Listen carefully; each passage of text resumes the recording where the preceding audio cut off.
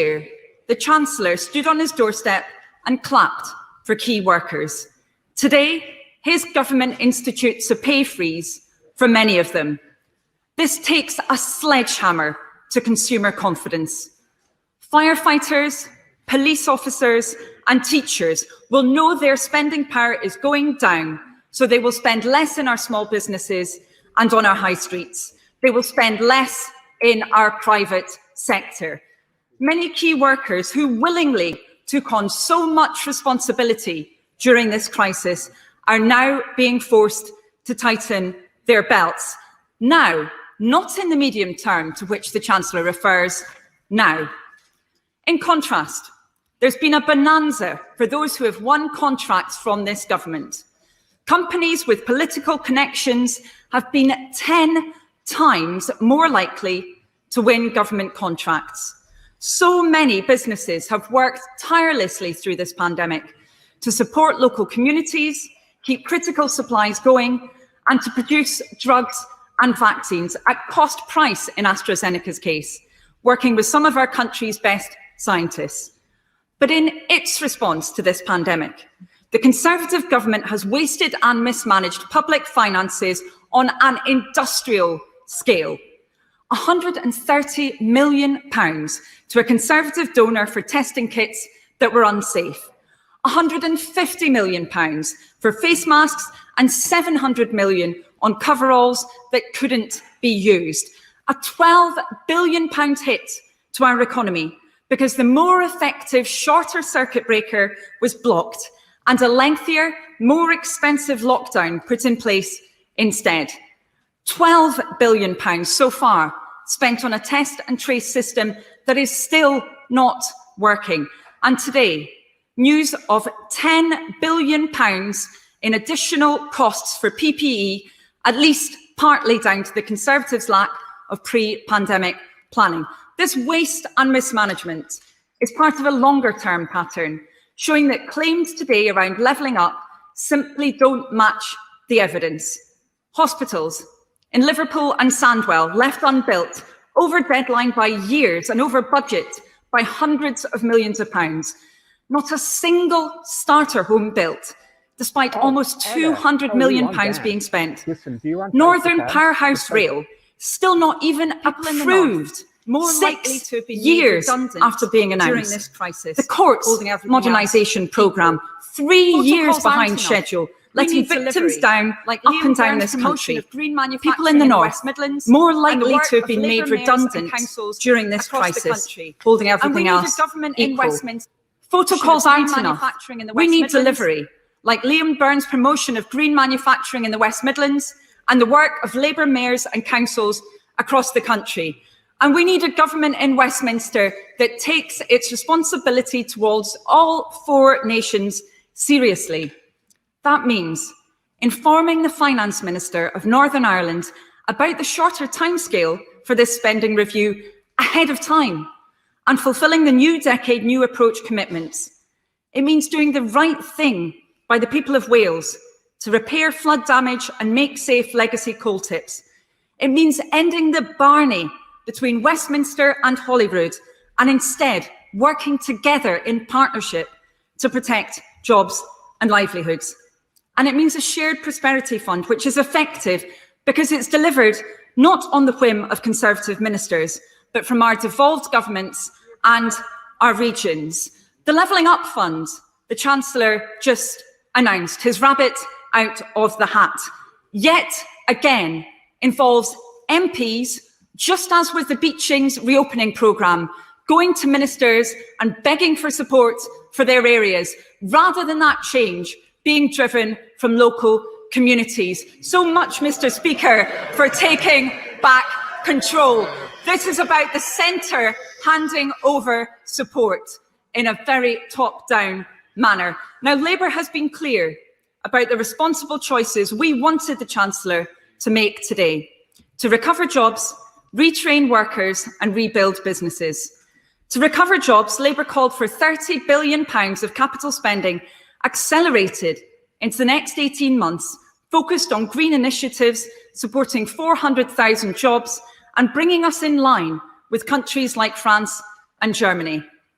This government's ambition is for half that number of new jobs. To retrain workers, we needed an emergency programme to support people back into work, but Kickstart has been slow to get started, and the skills offer for those over 25 won't start until April. The Chancellor said at the beginning of his speech that our economic emergency has only just begun. Try telling that to people who've been out of work since March. And Restart, announced today, must meet 3 key tests to be effective. It should help people who need it most, not cherry pick. It should be up and running as soon as possible, yet it appears only a fraction of Restart funding will be available next year. And Restart must involve local actors who know their communities, not be imposed from Whitehall. And of course, job search support ultimately only works if sufficient new jobs actually exist. That's why we needed ambitious action to boost our economy and to support our businesses. To rebuild business, we called for a national investment bank, and I welcome the announcement of a new UK infrastructure bank, having lost valuable years since the Green Investment Bank was sold off. Now the Chancellor must boost its firepower, and he must deliver on his department's responsibility for the drive to net zero. We've known since the Stern reports that the climate crisis is the biggest long-term threat to our economy. Yet far too often, this spending review locks us into a path that will make the transition to net zero harder, not easier, locking our economy out of the green jobs of the future. To rebuild business, the Chancellor also needs to listen to business. We're less than a week from the end of the lockdown, yet we've heard nothing about whether extra support will be provided through the additional restriction support grant for areas subject once again to tough restrictions. And the Chancellor is still threatening employers with an increased contribution to furlough in January at the worst possible time for increasing and building confidence. Mr. Speaker, in less than 40 days, we're due to leave the transition period, yet the Chancellor didn't even mention that in his speech. There's still no trade deal. So does the Chancellor truly believe that his government is prepared and that he's done enough to help those businesses that will be heavily affected? Will he take responsible action also to help those excluded from government support? Why is he still refusing to make the speedy fixes to universal credit Labour has advocated, which would aid the self-employed? And why won't he provide families with certainty by ensuring the increase in universal credit is continued beyond April?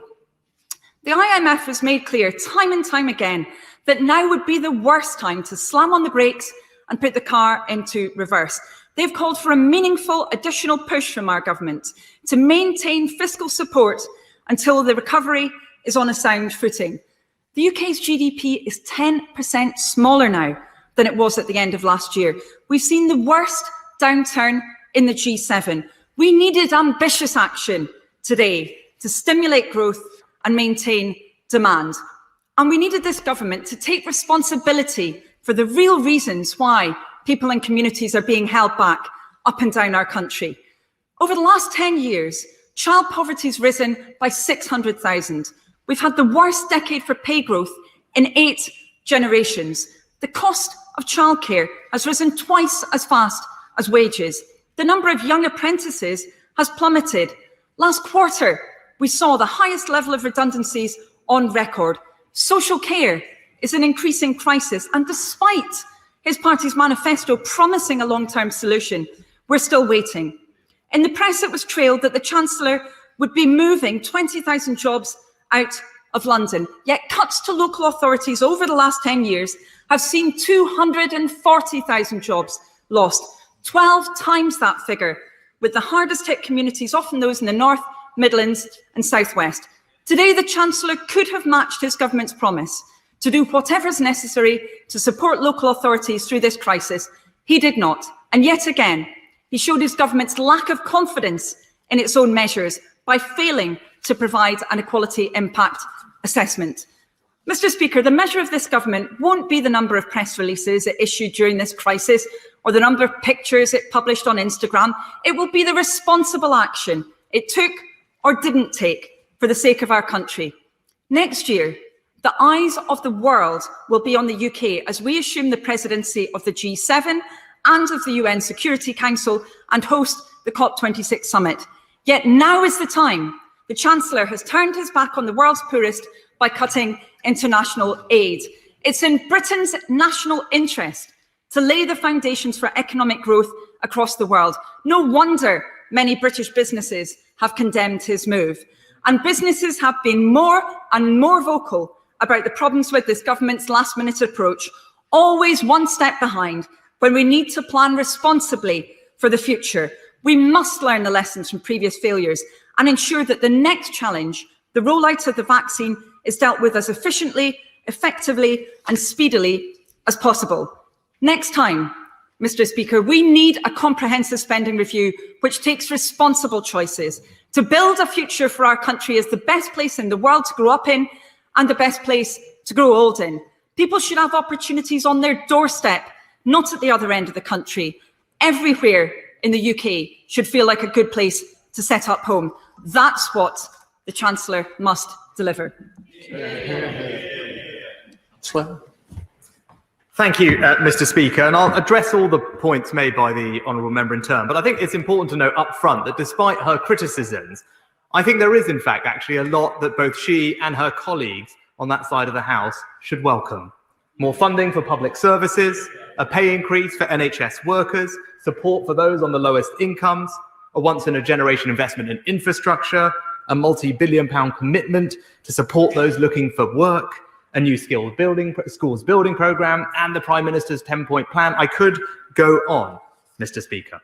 So whilst it's right that I believe the Honourable Lady should provide challenge, I think that even if she doesn't, the British people would judge this spending review as a reflection of their priorities: protecting jobs, defeating coronavirus, strengthening our public services, and upgrading our infrastructure.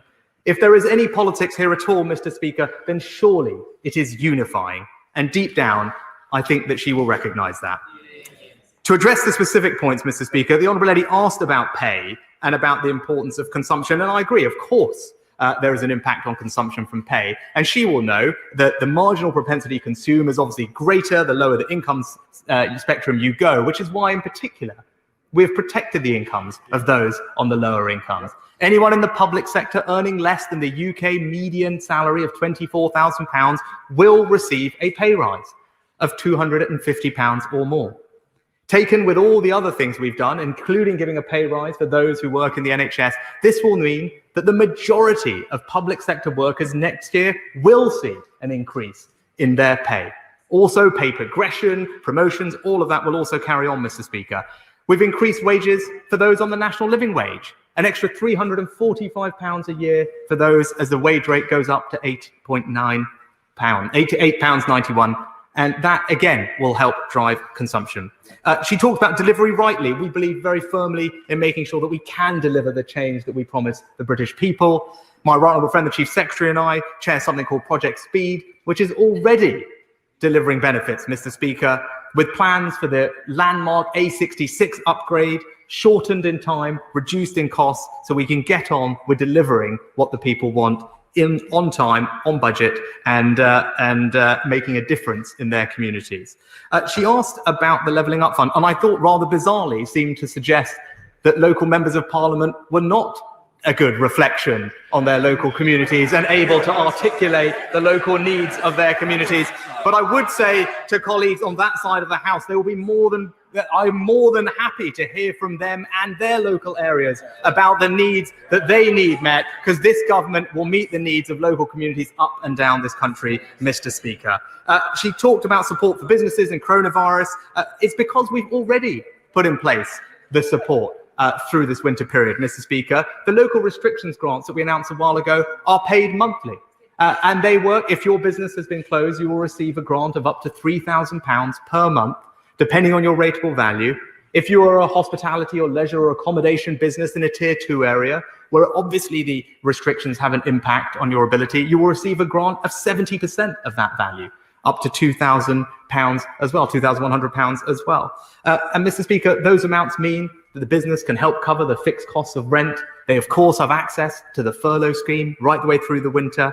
And that comes on top of the other recent support announced for businesses. Today, I announced major reforms to the way that the apprenticeship system works, giving businesses what they have long asked for, the flexibility to spend unused apprenticeship levy funds down the supply chain with SMEs, the ability to front load payments for training that they've asked for, and we're also looking at ways to introduce even more flexibility for some professions. We also recently, Mr. Speaker, just announced an extension of the annual investment allowance for a further year up to £1 million, giving 98% of small and medium-sized businesses the ability to write off investments in full next year, which will help drive their recovery.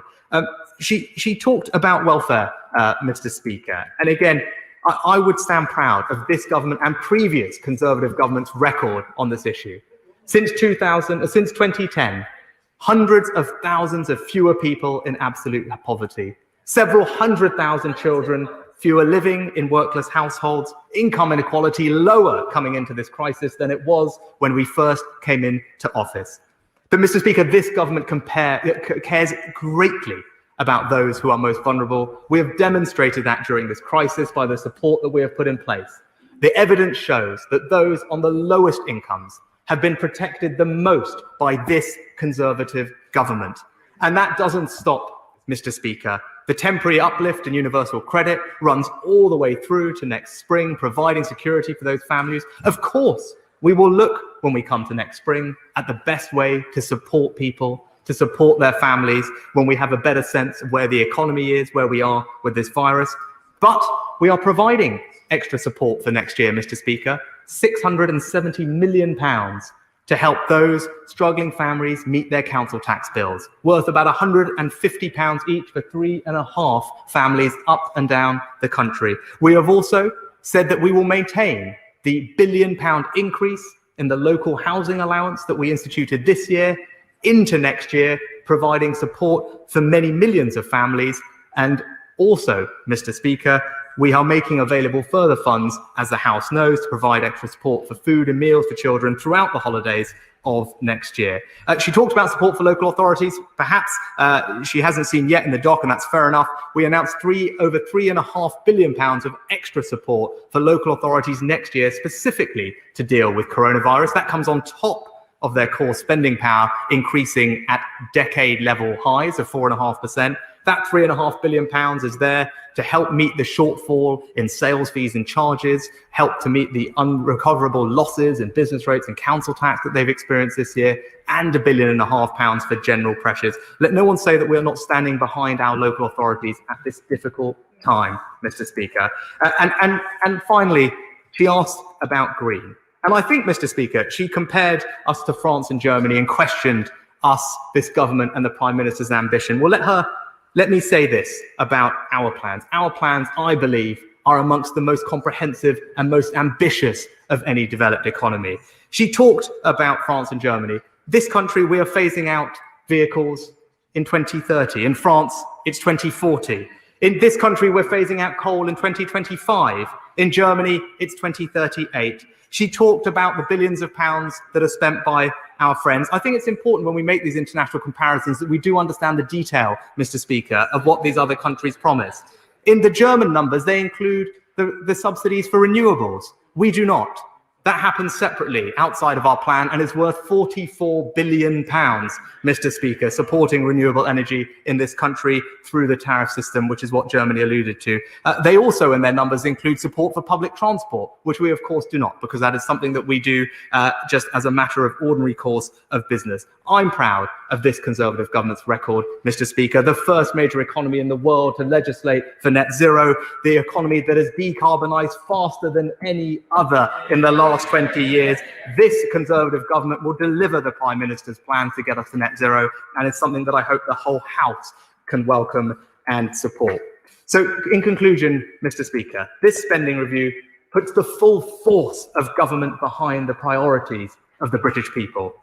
And whilst we may have many disagreements with the party opposite, I am confident that in private, at least, they will recognise the significant investment we are making to protect jobs, strengthen our public services, and improve our infrastructure. We are all in this House answerable to the people we represent. It is in their interests that we serve. Today, we have made some difficult choices in order to fulfill that responsibility. But with the positive news about the development of vaccines, the winter COVID plan being announced by the Prime Minister, and the very real hope that we are finally entering the final stages of our fight against coronavirus, now is the time for us to come together. The British people have been through so much this year. Honourable and right honourable members have been through so much this year. It is my belief that with this spending review and the fresh hope given by medical advances, we can finally begin our recovery. Now, difficult decisions and all, we must deliver on the priorities of the British people. Let's head down to the southwest with the chair of the Treasury Committee, Mel Stride. Mel Stride. Thank you, Mr. Speaker, and I very much welcome many of the positive measures that my right honourable friend has just announced. However, inevitably, he has revealed some of the more difficult decisions that he's had to make around a reduction in overseas development aid and the freezing of public sector pay next year, not across the board, but on a selective basis. And there'll be many difficult decisions of that type, both around spending and taxation in the future. But would my right honourable friend agree with me that in terms of dealing with the deficit, it's not just about spending and taxation, it's also very much about growth? And would he also agree with me that we should look to the private sector, businesses, entrepreneurs to provide that growth? So could my right honourable friend set out how he's going to ensure that as we come out the other side of the crisis, business and entrepreneurs are given every possible support and freedom to power our economy forward over the years ahead? Mr. Speaker, I completely agree with my right honourable friend.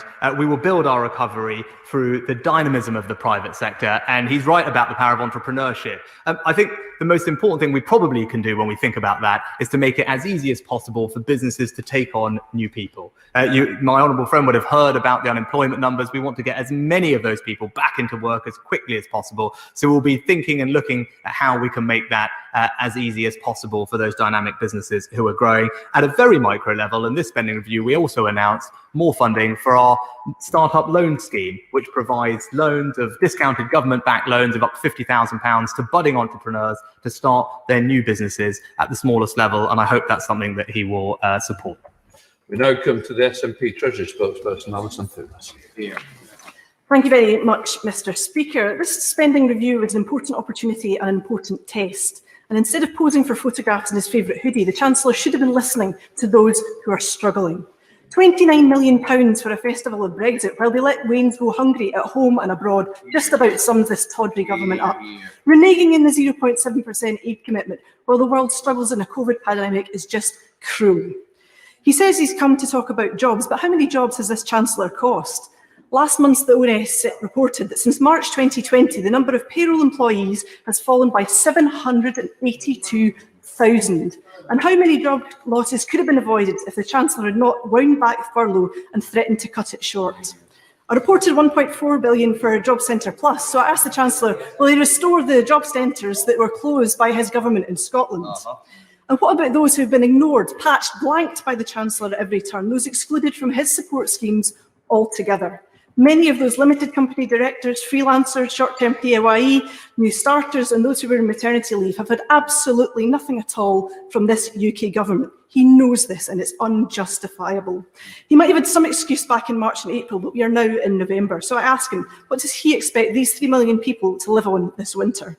We'll look at the proposals for a director's income support scheme and the equity creatives support scheme.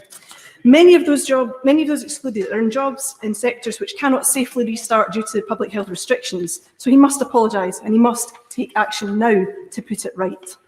The Chancellor has spoken of the importance of getting young people into jobs, but he's utterly failed to address the reality of low-paid, part-time, precarious work. The Young Women's Trust, yes, staggering 1.5 million young women have lost income since the start of the pandemic. Many are in sectors such as retail and hospitality, which have been clobbered by COVID.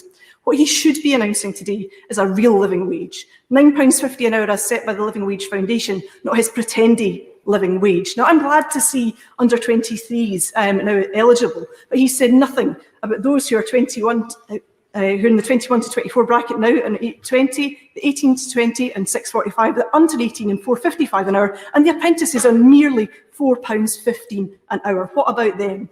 Mr. Speaker, young people don't get a discount on their rent or their bills due to their age, but this Chancellor continues to shortchange them on wages. A fair wage for a day's work is the very least young people should expect from their government, and in acknowledging the injustice, the Chancellor fails to protect the rest of young people. Fair wages too for public sector workers, and it feels like the government's punishing people for working in the public sector. The absolute heroes who saw us through this pandemic have more than earned their pay. A public sector pay freeze takes £4 billion out of the economy, squeezes living standards and starves the economy of investment at the very worst possible time. The hospital porters, the teachers, the jannies, the police officers, the firefighters, those who've kept our streets clean and our public services going, all of them deserve better than applause on the Chancellor's doorstep in the summer and a pay freeze in the depths of winter. And not content with shortchanging young people and public sector workers, he wants to change RPI in a move that will impact around 10 million pension incomes and cost retirees over £100 billion. We on these benches urge him to see sense and not to pick the pockets of our pensioners. The Chancellor must also use this spending review to make the £20 uplift to universal credit permanent, to scrap the benefit cap, to extend the £20 uplift to legacy benefits and those with disabilities, for who unfathomable reasons he seems to have forgotten even exist, and he must increase the pitiful level of statutory sick pay. Mr. Speaker, businesses across the country have been racking up debt when their incomes have not been there. Businesses are terrified for the business rates relief coming to an end next year. So will he look at this issue so that we can also act in Scotland? Will he make the VAT cut to hospitality permanent to see them through this crisis? We still await details, proper details, of the Shared Prosperity Fund and what it will mean for Scotland. The Scottish Government's done its part in preparation, and the Chancellor needs to bring forward proposals as a matter of urgency so we can spend this money properly in Scotland rather than having it hide off to Tories in key seats in England. The spending review is only for 1 year, and I appreciate why that is, but this failure to plan effectively for the future is why the UK is doing worse in the G7. So I ask him, what are his plans for next year if things don't go as he expects? There is nothing in this Chancellor's statement about Brexit and the cost that that will bring when we see lorries queuing all the way through Kent. So we call on him also to make a £98 billion stimulus to invest in a greener, better future for us all. Mr. Speaker, none of this has anything really to do with the strength of the Union, merely a reflection of the powers that he has as Chancellor, which the Scottish Government does not. So if he will not do these things, if he will not act, he must devolve the full financial powers and let the Scottish Government get on with the job. Yeah. Chancellor. Thank you, Mr. Speaker. Let me run through those questions in turn from the Honourable Lady. I mean, she asked about my favourite hoodie. I can tell her it's not the one in the picture, but actually the Kickstart hoodie that was given to me by my honourable friend, the Work and Pension Secretary, that I wear with pride. She asked about the self-employed, and again mentioned this number of 3 million people, which I'd like to actually address, Mr. Speaker, properly. Now, at least, well, it's not a number that I recognise, and I don't think it is right to describe those people as excluded. 1.5 million of that number are people who are not majority self-employed. Those are people who earn the majority of their income from being employed. Now, that was a decision that was taken to help target this support on those who really needed it. And we've heard a lot from the benches opposite about being targeted, especially with the self-employment scheme. And that was a decision that was made, because if you earn the majority of your income from employment, it is reasonable to assume that you will benefit from the furlough scheme, and that's how the majority of your earnings come, Mr. Speaker. Now, that principle at the time was supported by every trade association that I spoke to in designing the scheme. And in fact, those conversations were supportive of a much higher threshold than the one that we adopted, which was just a majority, where others said 60%, 2/3 would be reasonable.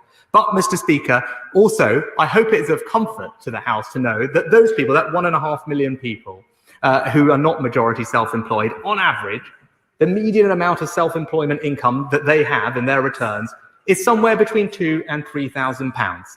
So it is not the overwhelming part of their earnings. And at that level, the universal credit system and other support that we provide will be significant in making up the difference. She asked about welfare and again mentioned universal credit.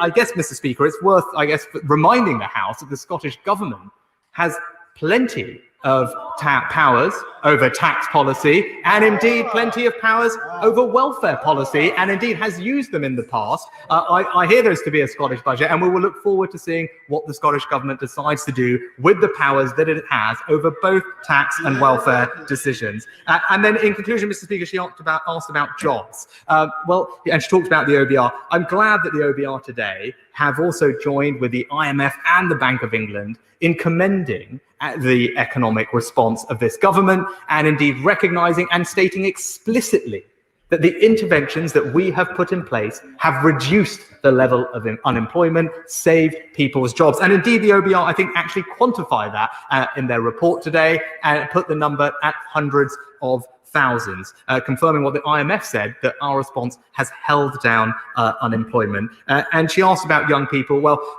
we are determined to help young people. They have borne the brunt economically of this crisis, which is why, in part, we created the Kickstart scheme, an ambitious program, which now has, I think, 19,000 placements that have been accepted to create fully funded placements for those under the age of 24 who are at risk of unemployment. We also provide a cash bonus to businesses to take on new young apprentices. And I know, Mr. Speaker, that all of those things will make a difference to our young people at what is, without question, a very difficult time.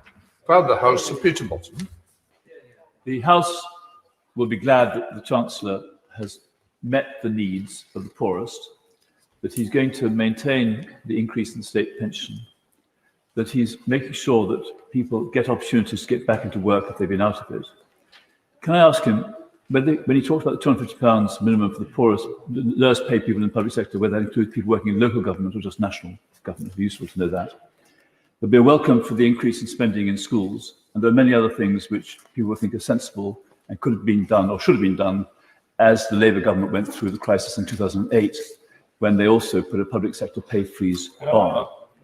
Can I put to him that it'd be incredible if IPSA forces a pay increase on members of parliament when others don't get it? And one way or another, will government, and perhaps you, Mr. Speaker, talk with IPSA and make sure that does not happen? I have the view that MPs' pay should only be adjusted after a general election. That may be a minority view. But I think it'd be wrong for us to have pay forced on us when others can't get a pay increase. I'm going to turn, if I may, to the point of overseas aid. The Foreign Secretary, when the departments were merged, said the 0.7% figure was going to be maintained. My right honourable friend, the Chancellor, was elected in 2015, as I was, under a commitment to meet the 0.7%. We were re-elected in 2017, and the only difference to the commitment in 2019 is the word proudly was put in front of the commitment. I'm proud of that commitment. I will work with anyone across the House to make sure our change of percentage does not happen. Obviously, with our GNP coming down by 10%, the amount that goes on aid will come down automatically. I fight to maintain the pledge the Prime Minister, the Chancellor, the Foreign Secretary and I made at the last general election. Just to say, I don't like being brought into the situation on pay. What I would say is there is no decision on pay. There is no award to MPs. There is a big mistake out there that somehow that there is an amount that's been given. Let me reassure the Father House that it's not the case. It won't even be looked at till next year, probably later into the odds Easter. Chancellor of the Exchequer. Thank you, Mr. Speaker, and I'm grateful to my honourable friend for his thoughtful and powerful contribution. And I respect what he has to say on aid, and he's right about the language that was used, and he will know the extraordinary circumstances that this country and this government is grappling with. And in order for us to meet our many other commitments and deliver on the British people's priorities, we have had to make difficult decisions. It is something that, of course, I regret that we have to do, but I believe it is the right decision so that we can keep delivering on the priorities of the people at what is an enormously challenging time. May I turn to his other questions on local government employees? He will know that those pay levels are are not mandated by central government, and local government will typically make its own decisions.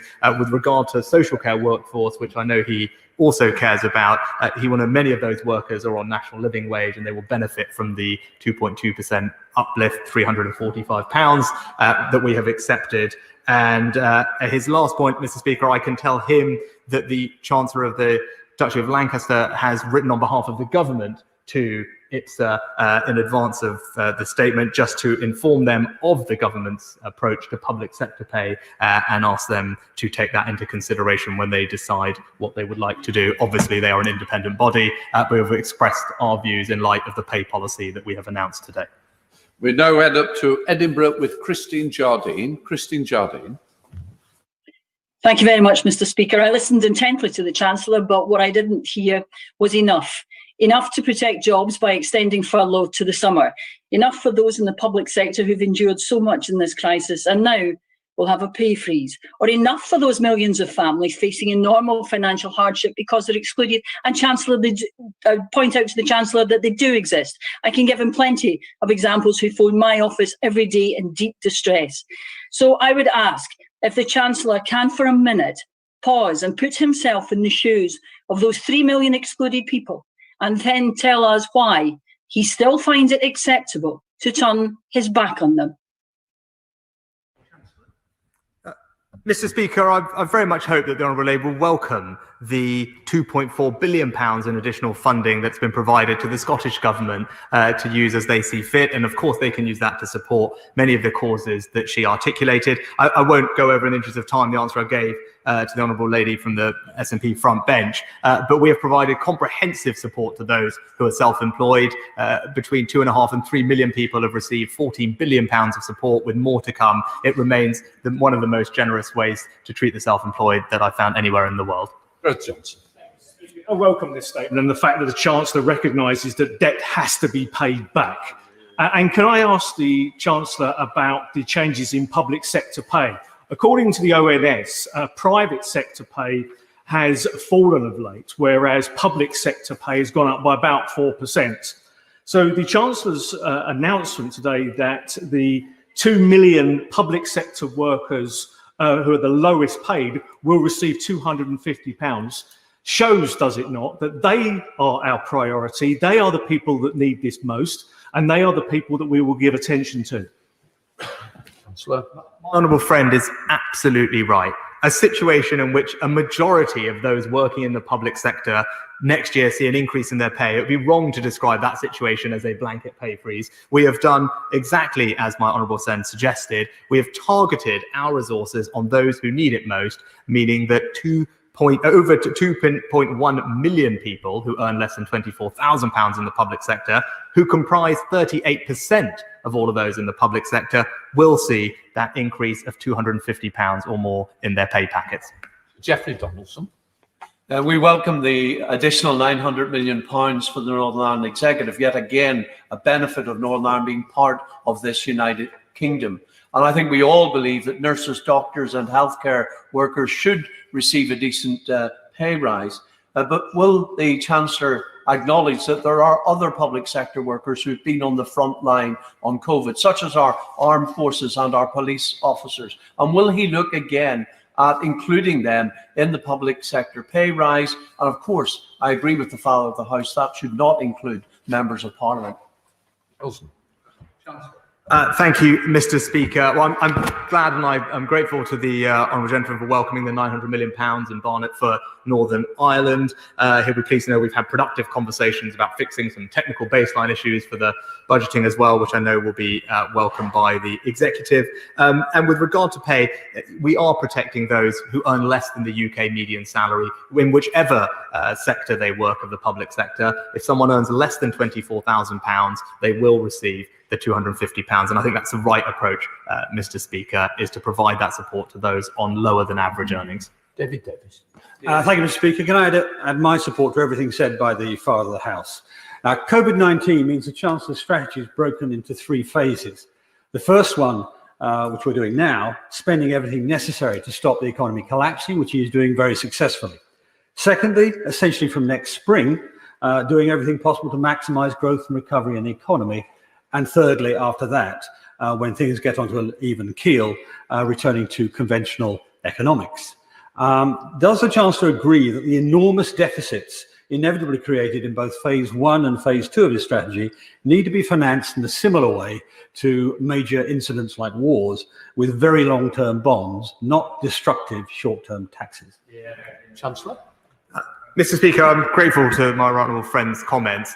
Just to distinguish two things, the borrowing that we are carrying out this year, which is, as he knows, a peacetime high, is financed through the gilt markets. He'll be pleased to know that we do push as much as we can to the long end of the curve, and relative to our international peers, the average maturity of our debt stock is around 14 or 15 years, almost double the average of the G7. So he's right that we should do that. But I would differentiate that from an ongoing structural deficit, which is with us for many years. And as he said, our first priority coming out of this will be to get growth going again. Diolch, Mr. Speaker. On average, Wales received £400 million a year from EU structural investment funds, sadly well above the UK per capita average due to our greater relative need.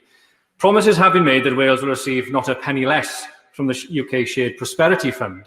Now, the Chancellor has stated that he will match total UK funding, but can he also confirm that Wales's share will not be diminished, that it will represent additional investment, and that the fund will be allocated according to need? Councillor.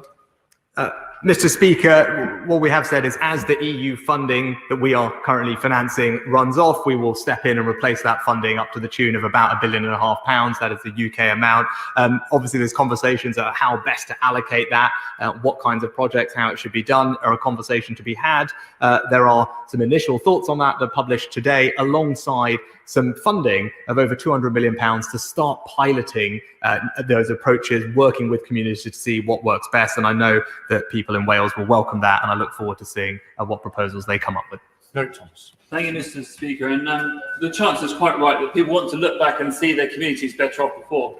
And if I can pick up on the shared prosperity point, Cormack's received European funding, and the Shared Prosperity Fund has been promised to us. But it's quite often, it's very difficult in an area where the population isn't so large, isn't so great, to demonstrate value for money to Treasury, and as a result, we miss out.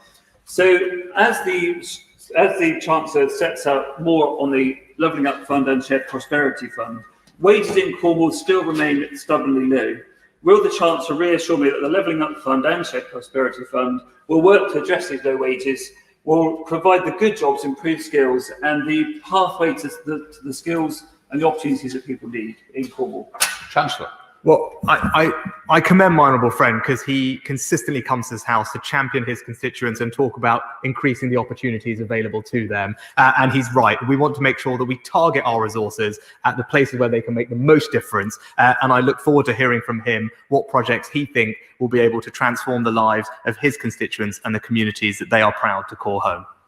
Let's head down to Blank Pavilion with Caroline Lucas. Caroline Lucas. Thank you very much, Mr. Speaker. The Chancellor speaks of the fiscal emergency, but not a word today about the climate and nature emergencies. And there's a real risk that any green steps will be fatally undermined by the reckless pursuit of business as usual, environmentally destructive spending, like the £27 billion road building programme. Now, the Chancellor himself has said there can be no lasting prosperity for people if we don't protect the planet. So will he adopt a new economic rule, a net zero test, and assess all spending and fiscal measures against the UK's climate and nature goals, so the whole package is properly green? Chancellor. Well, Mr. Speaker, this government firmly believes in making sure that our recovery is green. I'd urge the Honourable Lady to have a look at the National Infrastructure Strategy, which we've published today, the title Fairer, Faster, Greener, which outlines all the funding for all the green measures contained in the Prime Minister's 10-point plan. I think it represents a comprehensive and ambitious path to deliver our net zero commitments. Andrew Mitchell. Thank you, Mr. Speaker. And may I thank my right honourable friend for his courtesy over the weekend and assure him of my very strong support for virtually all of his package today. As a result of the pandemic here in the UK, 50,000 people have died, and we are rightly moving heaven and earth to prevent more deaths here at home. But is he aware that his proposed breaking of the 0.7 promise and the 30% further reduction in cash will be the cause of 100,000 preventable deaths, mainly among children? This is a choice I, for one, and not prepared to make. And none of us in this House will be able to look our children in the eye and claim we did not know what we were voting for. Mr. Speaker, I'm enormously grateful to my right honourable friend for the conversations that I've been able to have with him, and I fully respect his passion on this subject, and he brings an enormous amount of experience to this House on this topic. Obviously, he will have heard the reasons that I set out for doing what we're doing. I believe we can still make a difference to the world's poorest countries with the measures that we've put in place. I think the most pressing issue that the developing world faces at the moment is the ability to deliver and deploy a coronavirus vaccine. He will know that we are the largest donor globally to the COVAX Advanced Market Commitment, the global initiative which is supporting development countries' access to vaccines. I think right now it's probably the most important thing we could be doing. We are doing it. We are leading the world in helping them tackle coronavirus. But I know he and I will carry on this conversation. Let's head to North Down with Stephen Farry. Stephen Farry. Thank you, Mr. Speaker. The COVID pandemic has exposed structural weaknesses in our economy and society, but also likely to accelerate changes in terms of how people work, live and interact. And can also point out to the Chancellor that the excluded is a genuine problem. And one of the difficulties is that the government are not counting those who are directors of limited companies, sole directors, as part of the self-employed, which is how the figures are coming across confusing. But can I ask the Chancellor, does he accept that public spending should not essentially assume a restoration of the status quo ante, but has to be based on a transformation of our society and our economy around social justice, inclusion, reskilling and investment in a Green New Deal? Chancellor. Well, Mr. Speaker, I'd say to the honourable gentleman, we do want our recovery to be green, and as I said, the National Infrastructure Strategy, I think, sets out an ambitious way to do that. And skills are at the heart of what we believe, Mr. Speaker, giving people the tools they need to improve their lives and go on to better things. We have funded £375 million today to deliver our commitments on the Prime Minister's Lifetime Skills Guarantee and others, and he can rest assured it remains an area of enormous focus for this government. Let's head to Bosworth with Dr. Luke Evans. Dr. Luke Evans. In light of the difficulties the country faces with its finances, I was pleased to see the commitment to infrastructure. But practically, is he aware of the bridge, Hinckley Bridge on the A5, which has been awarded the most bashed bridge in Britain? It's been hit 25 times and causes a delay of 6 hours every time. This is a prime example of pinch points littered up and down the A5, which strangles productivity. So will he commit to providing funds to the likes of the A5 to bring prosperity to the Midlands and grow our economy out of the COVID situation? Chancellor. Well, Mr. Speaker, I think my honourable friend it articulates well an example of local pinch points being a blight on communities, stopping people from improving the quality of their life and driving growth. And it seems like a very good example of the type of project that our new Levelling Up Fund would be interested in. And I look forward to discussing it with him further. Let's head up to Islington North to Jeremy Corbyn. Jeremy Corbyn. Thank you, Mr. Speaker. Throughout the corona crisis, public sector workers in all areas have delivered brilliantly and helped to save lives and look after all of our communities. Civil servants have lost 19% in wages over the past 10 years due to austerity. There is a 12% gender pay gap that affects civil servants. So will the Chancellor recognise the importance of their work and their participation, give an increase of 10% to begin to make up the ground that they lost over the past 10 years? And instead of saying to them that as thanks for all their work, they're going to get a maximum of £5 a week for the lowest paid, instead return to proper national pay bargaining for all civil servants so that those people that deliver for us are seen to be treated properly and fairly as we come out of the corona crisis. Chancellor. Mr. Speaker, I'm glad the right honourable gentleman gives me an opportunity to thank my fantastic team of civil servants in the Treasury who have been extraordinary in their hard work and creativity throughout this crisis and have remained so over the past few weeks, concluding the spending review. So I put on record my thanks to them. Unsurprisingly, my numbers are slightly different to those of the honourable gentleman. According to the ONS, before this crisis even started in 2019, there existed at least a 7% pay premium between the public and private sectors after accounting for characteristics and pensions. That gap, no doubt, has been exacerbated and widened over the last 6 to 12 months as a result of a widening pay inequality between public and private sector pay. And that's why I believe it is fair to take the approach we have done. But I do share with the honourable gentleman a desire to protect those on lower incomes, which is why those 2.1 million people who earn less than £24,000 will receive a pay rise of £250. Thank you, Mr. Speaker. I commend the Chancellor for having to make some very difficult decisions. But as President-elect Biden commits to a new era of Western leadership, here we are about to mark the start of our G7 presidency by cutting our overseas aid budget. Downgrading our soft power programs will leave vacuums in some of the poorest parts of the world that will further poverty and instability. It's likely to see China and indeed Russia extending their authoritarian influence by taking our place. Would my right honourable friend concede we cannot genuinely claim to be global Britain, nor serious about creating post-conflict strategies for countries like Libya and Yemen that could lead to greater UK prosperity when our hard power is not matched by our soft power? Would he agree to meet with me to discuss how these dated rules governing overseas aid should be updated? Chancellor. Well, Mr. Speaker, my right honourable friend, I'm sure, will welcome the very significant increase in our defence budget. I know it's something that he has campaigned for to fix many of the issues of the past. And he also knows and alluded to the ability for us to help lots of different parts of the world in lots of different ways. And Libya was one example he gave. He will know that we are the 5th largest contributor to the UN's peacekeeping operations. And on his point about rules, he does make a good point. For example, we spend about £500 million every year, Mr. Speaker, on peacekeeping and security operations in countries like Libya, Mali, Somalia, Sudan, the DRC. That type of spending, that type of difference we make on the ground, that type of security that we bring to some of the world's poorest places is not currently counted as ODA. West. Thank you, Mr. Speaker. The Chancellor has spoken well today of the scars that are currently being felt by so many in society due to the triple whammy of COVID, climate change and Brexit. Will he outline within the health spend how he will manage to ring-fence money for mental health? Mind, the charity, has said that there has been a doubling of phone calls, many young people experiencing debilitating anxiety, depression, self-harm.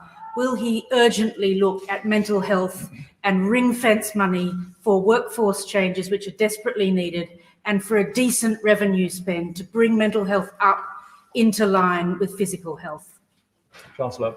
I think the honourable lady makes a good point, and I'm pleased to tell her that of the £3 billion of extra money for the NHS that we've announced for next year to help recover from coronavirus, of that £500 million is specifically earmarked to address waiting times in mental health services, give people the support they need, and invest in the workforce that she rightly identified. I hope that gives her some reassurance, and that is incremental to the existing NHS plans.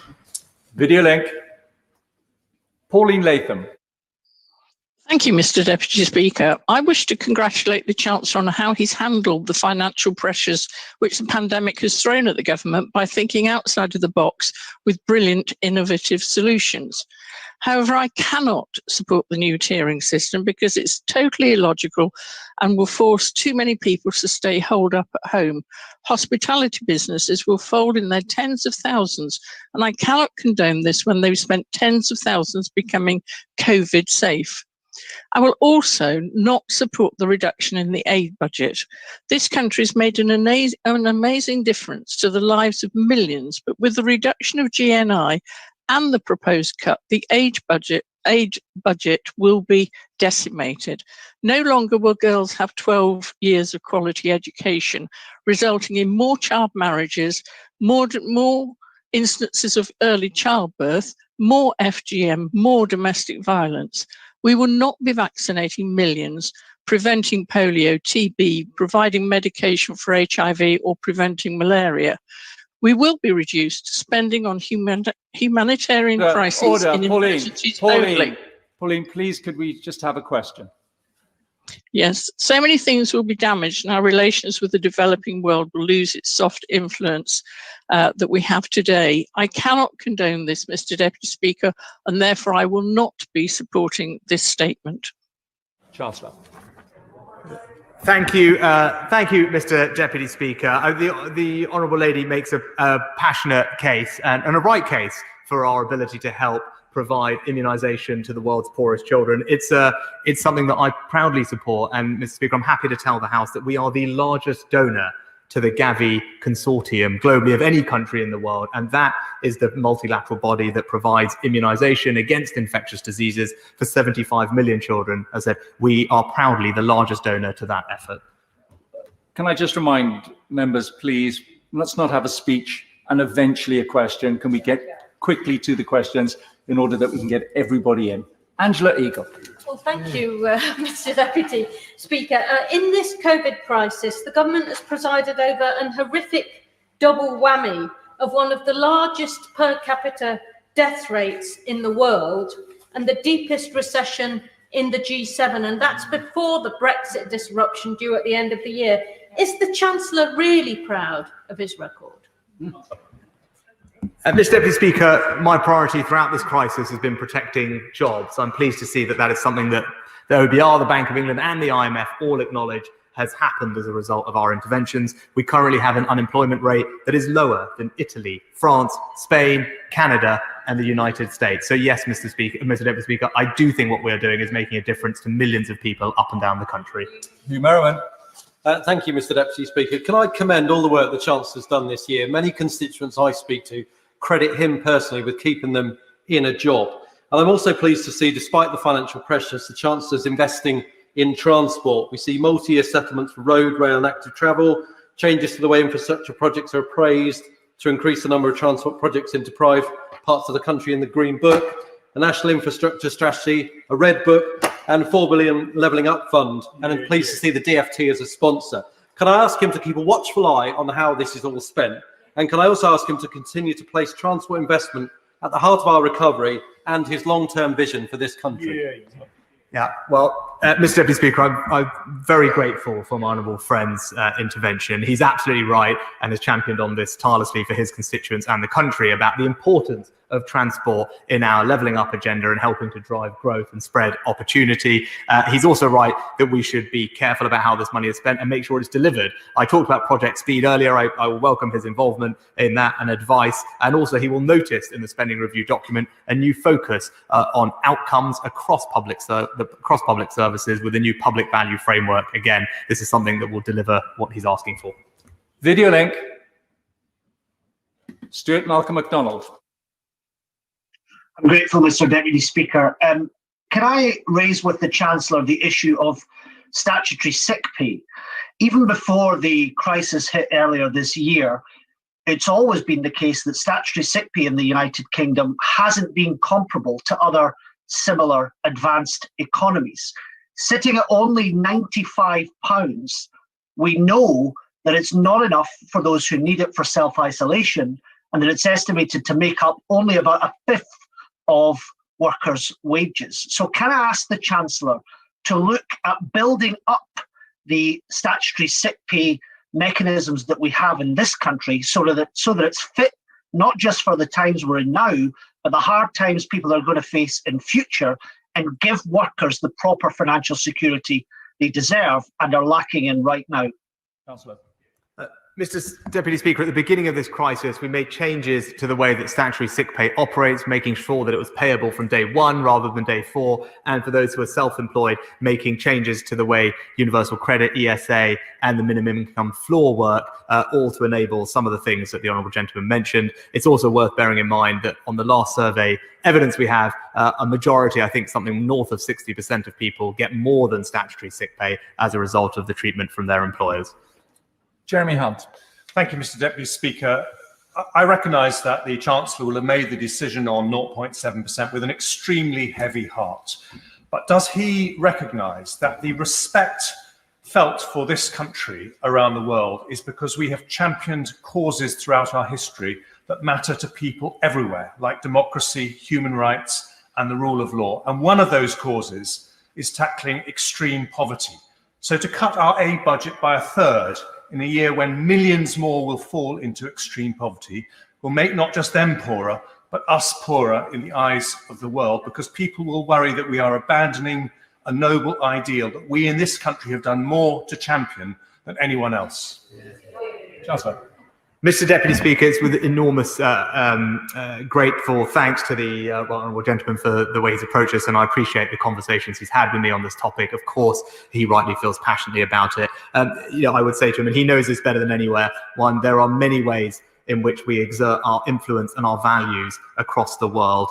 Aid is just but one part, and even on that, at 0.5%, we will still be more generous as a percentage of GDP than all our major economy peers, almost all: France, Japan, Canada, Italy, the United States, the average of the OECD. And the values that he cares deeply about, I also care deeply about, and I look forward to talking with him further about how best we can express those values and make a difference to those who need our help everywhere that we find them.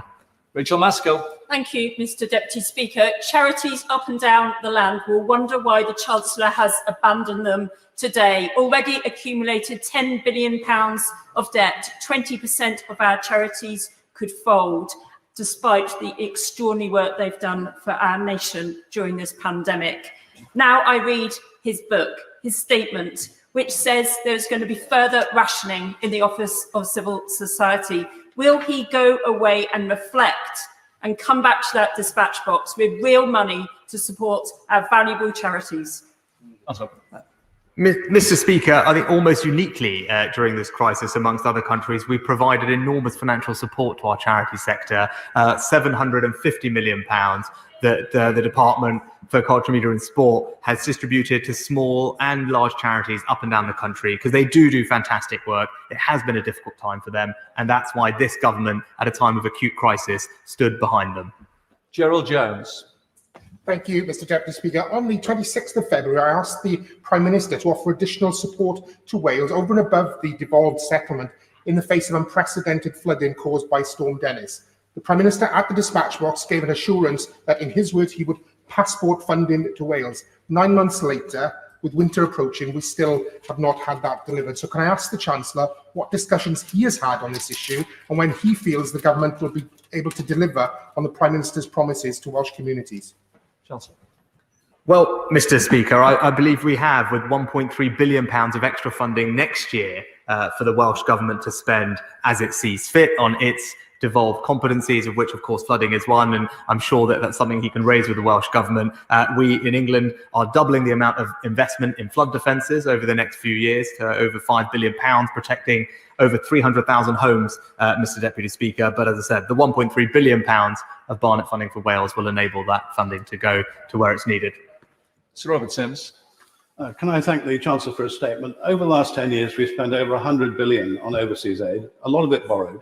Most of my constituents will understand the difficult decision the government have had to make. On 0.5, we're higher than most of our neighbours, but probably higher than the major government and many other governments in the past. As he set out the recovery in GDP and growth over the next 3 or 4 years, no doubt the budget will also go up again. Chancellor. Well, I thank my honourable friend for his comment. He is right, and I think he's right to point out, I think the average of the last Labour government was 0.36%, so it will be sufficiently ahead of that. And as I said, this is something that we intend to return to over time when the fiscal situation allows. He will appreciate better than others the unbelievable uncertainty at the moment that exists, but that is our intention. Video link. Clive Betts. Thank you, Mr. Deputy Speaker. Could I first of all declare an interest in this question, as I suffer from myeloma, a form of blood cancer. Could I say to the Chancellor, we all recognise and applaud the incredible work that the NHS and its staff have done for all of us in the last few months.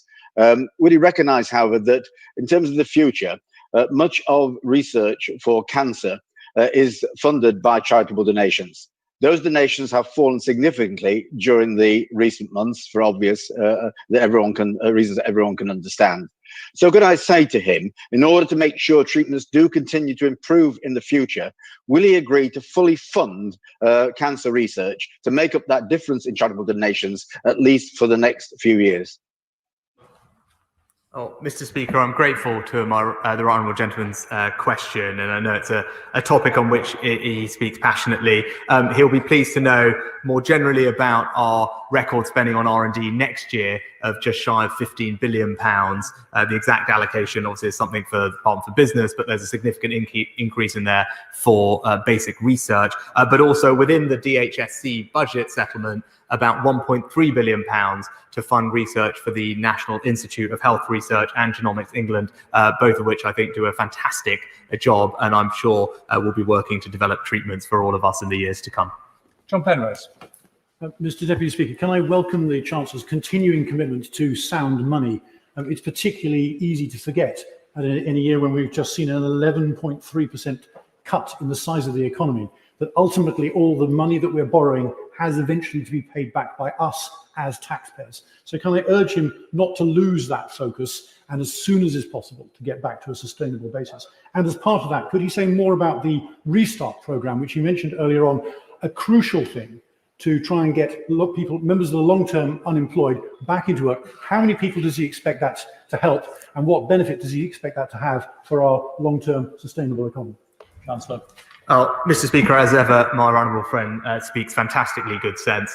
He is right. We will need to return to a sustainable fiscal position, not least to build resilience for whatever the next crisis or shock that comes along, Mr. Deputy Speaker. We want to be able to react in the same comprehensive and generous way that we did this time, and that requires us to have a strong set of public finances going into it. And he's right about the Restart programme. That will help, we think, around 1 million of those who are long-term unemployed. It will be an exciting and ambitious programme. And the Institute of Employment Studies has spoken, I think, very well about the evidence there is for this kind of high-quality, individual, work-focused approach, making an enormous difference in getting people back into work. If we can do that, we can reduce some of the long-term scarring that they will face. So I have high hopes for what this programme can achieve. Sammy Wilson. Thank you, Mr. Deputy Speaker. Can I first of all welcome the £900 million which will be available to the Northern Ireland Executive, and I think that it's a reminder to the people of Northern Ireland of the economic security which we have as being part of the United Kingdom, and also the consequences for Wales and Scotland should be a reminder to people there as well of the benefits of the Union. Could I just ask the Chancellor one thing about the Levelling Up Fund, the Infrastructure Bank, and also the Shared Prosperity Fund? When will he have the details of access to that, and can he assure us that the access to all of those funds will be equally available to different parts of the United Kingdom? Mr. Deputy Speaker, I can give the honourable gentleman that assurance. These are UK-wide programmes, and we hope to have more details about the Infrastructure Bank in the spring, so it can get up and running, at least in shadow form, as quickly as possible, and making a difference to communities all around the United Kingdom. Thank you, Mr. Deputy Speaker. May I first of all join my honourable friends in expressing concern about the proposal to reduce overseas aid, but welcome today's announcements, in particular on infrastructure, apprenticeships and research and development, which will create wealth and jobs. And I also welcome the very substantial support that the Chancellor has provided to help businesses and people get through coronavirus. But my constituents know that these measures will all have to be paid for. So can he assure them that when this economic emergency is over, he will return to a policy of balancing the books? Councillor.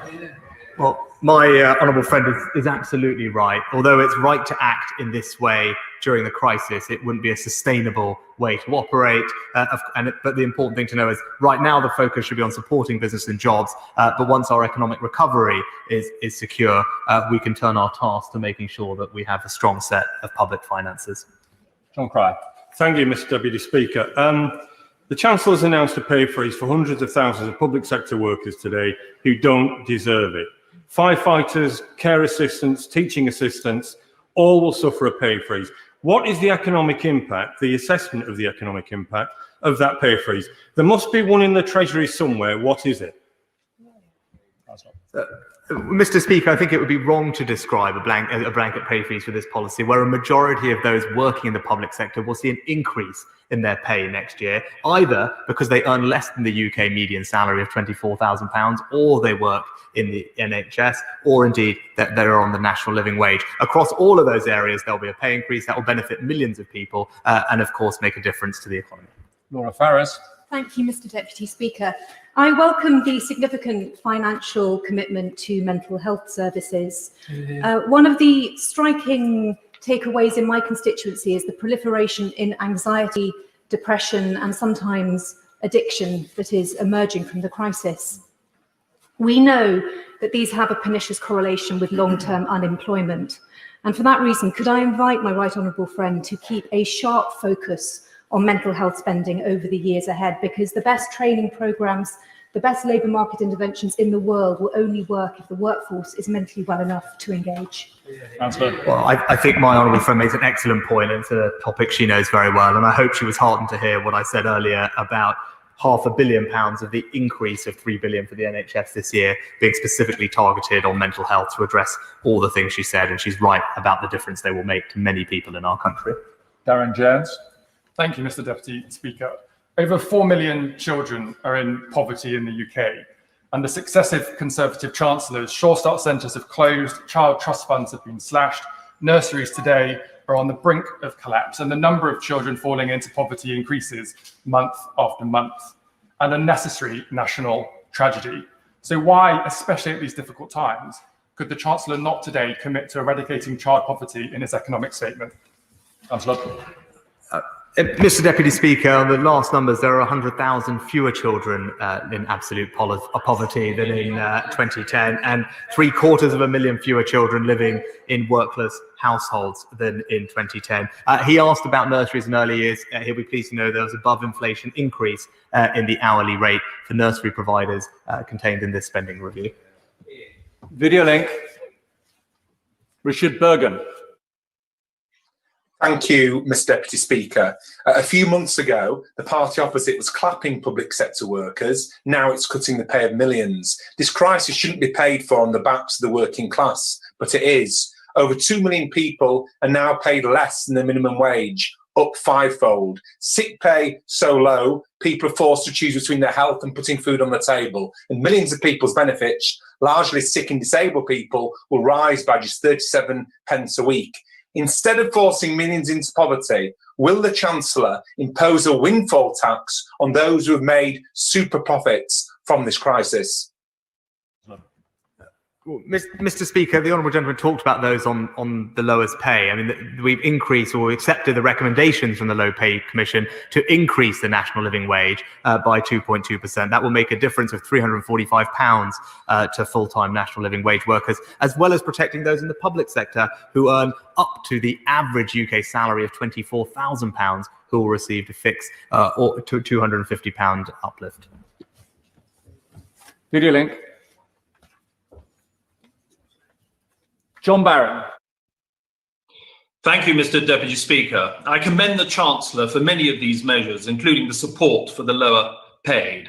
And when it comes to funding them, I encourage him not to stifle enterprise through increases in taxes, as these are often counterproductive. But may I raise with him today the case of social care workers? They provide an essential service, but they are often overlooked, in part because they span the private and public sectors. What more can he do for them? For example, further to my letter to him, will he consider raising their personal tax threshold so they can take home more of their pay?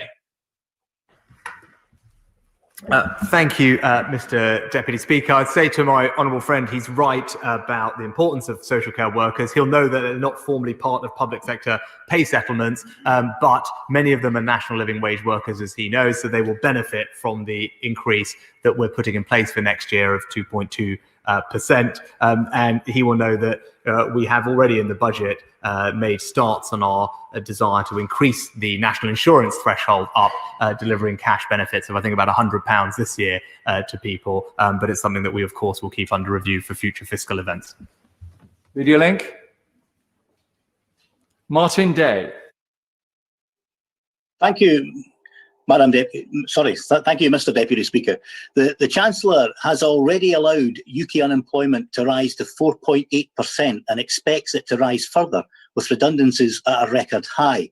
Will he now admit his mistake in leaving the 3 million without furlough or self-employed help scheme and give contractors, freelancers, creators and others the help that they so desperately deserve?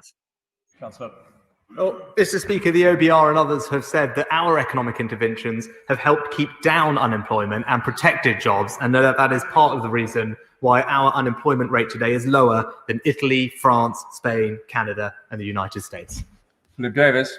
Thank you, Mr. Deputy Speaker. Can I support the Chancellor's decision to cut the overseas aid budget, which I think will be widely welcomed across the country and the real world, even if not always in here? I don't see why it should be controversial to say that we should only spend what we can afford on overseas aid. And I suspect that the vast majority of the British public won't be asking, why has he cut so much? They will probably be asking, why are we still spending so much? And if some of that money he's saving can be spent on the much needed and long awaited Shipley Eastern bypass and some proper flood defences in the Shipley constituency, then so much the better. I thank my honourable friend for his support, and he makes an important point. This spending review is about delivering on the British people's priorities. And yes, we have made some tough choices, but we have done that so that we can continue investing in the things that our constituents value most. And I look forward to talking to him further about the bypass and flooding defences that he needs. But hopefully with the doubling of our flood defences over this Parliament, it is something that we can make progress on for him. Steve Double.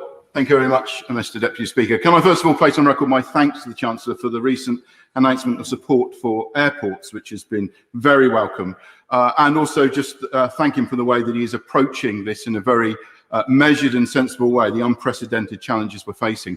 But can I just raise the challenges facing the hospitality sector?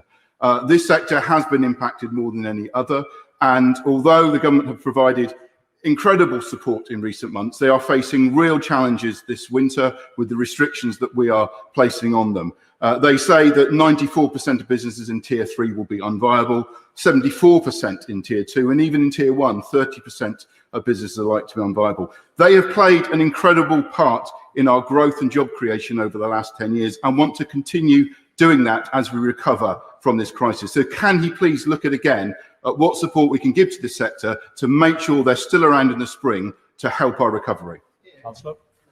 Well, Mr. Deputy Speaker, my honourable friend, as ever, is a passionate champion for the hospitality sector, and he's right to be so. They employ 2 million people, often lower paid, and they have been hit harder than almost anybody by this crisis, which is why, as he acknowledged, we have put in place unprecedented support through VAT cuts, initiatives over the summer, Eat Out to help out, business rates holidays, and now cash grants when those businesses are either closed or in Tier 2 areas facing restrictions to help get them through the winter.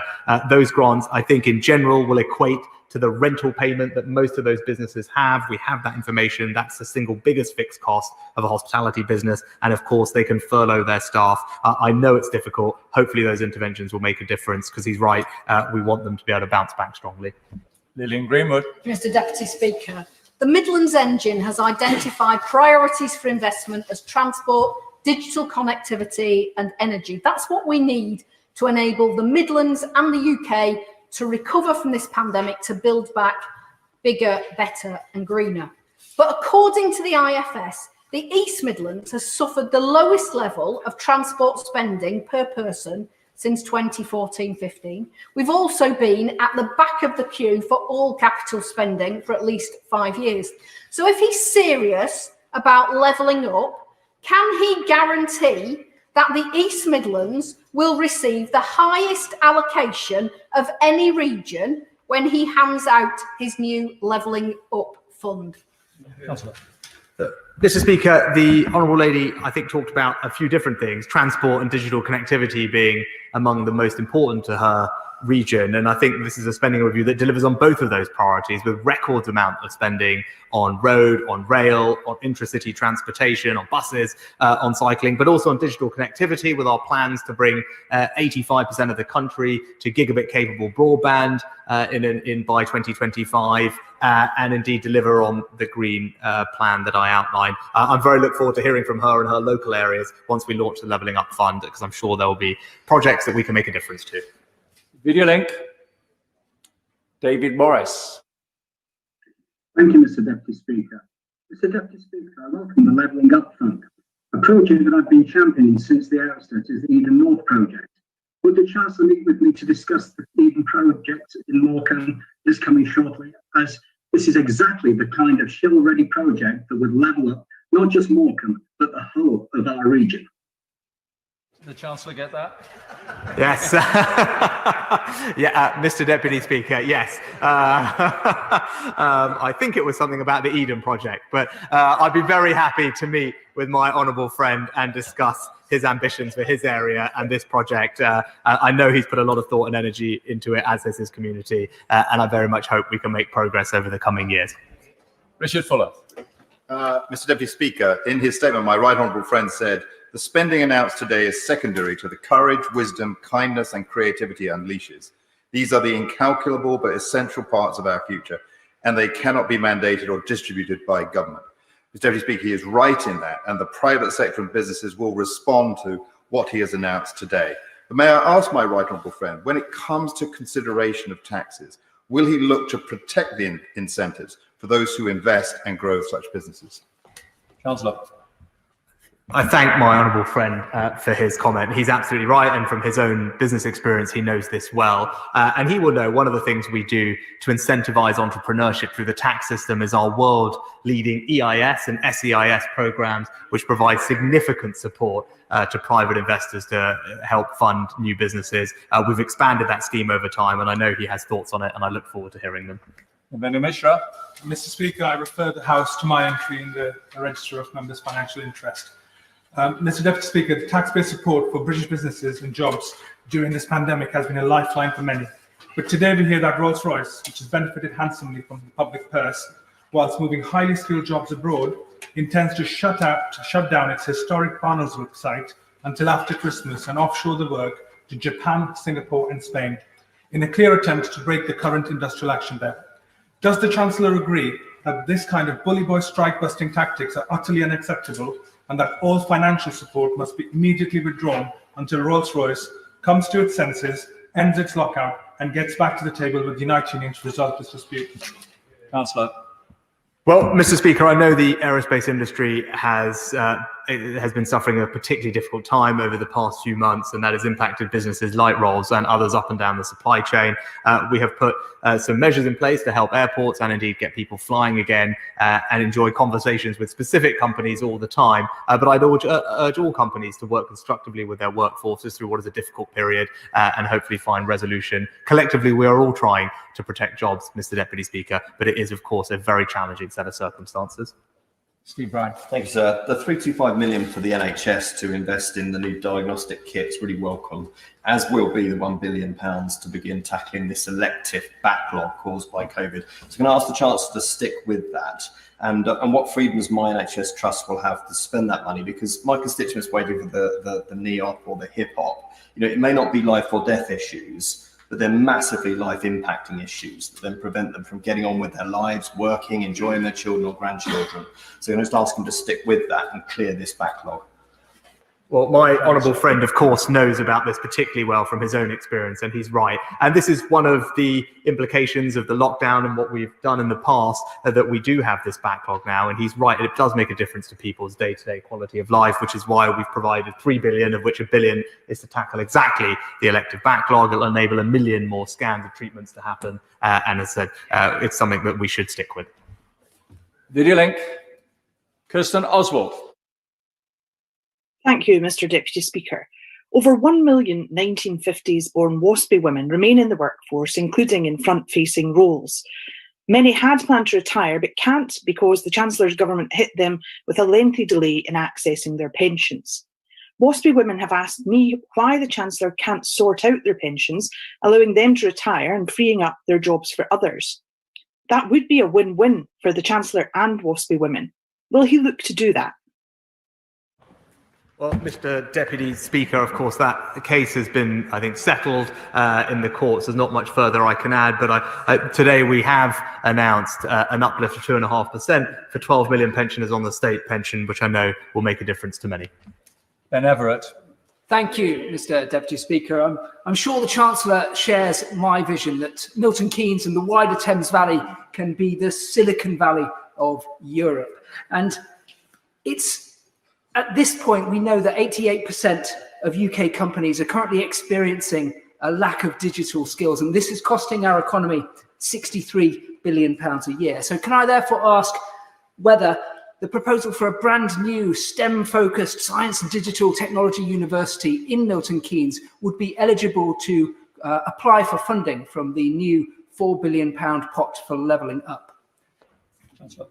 Mr. Deputy Speaker, we'll publish further details on how the Levelling Up Fund will work in due course. It's for those smaller, deliverable, everyday infrastructure projects that I talk about. But my honourable friend is absolutely right to champion technology and innovation and digital adoption by SMEs. He'll be pleased to know the spending review confirms just over £50 million to support BEIS to deliver productivity enhancing improvements for SMEs, and one of those I think does involve use of digital technology, which is something the UK lags behind peers in.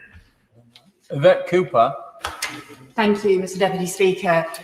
We know that families are really struggling right now. The Bank of England has said that inflation forecast next year is 2%. So can he guarantee that the 2.1 million public sector workers he referred to won't face a real terms pay cut next year? And can he explain why on earth he is still going ahead with the appalling £1,000 cut in universal credit that will hit millions of families across the country at this incredibly difficult time? Councillor. Mr. Speaker, for those in the public sector who earn less than £24,000, which is the UK national median wage, they will receive at least a fixed increase of £250. That's 2.1 million people, 38% of the workforce, and well, it would depend on the exact salary that they make, Mr. Speaker, but it's a fixed £250 for all of those 2 million workers. Video link. Nigel Mills. I welcome much of the statement, and I look forward to sending him the bid for the Ripley-Codnor bypass. Would you be able to offer any encouragement to the supply chain of the hospitality industry? He's supporting the actual restaurants and pubs that are closed, but not those important businesses that supply them, that also can't trade if they've got no customers to sell to.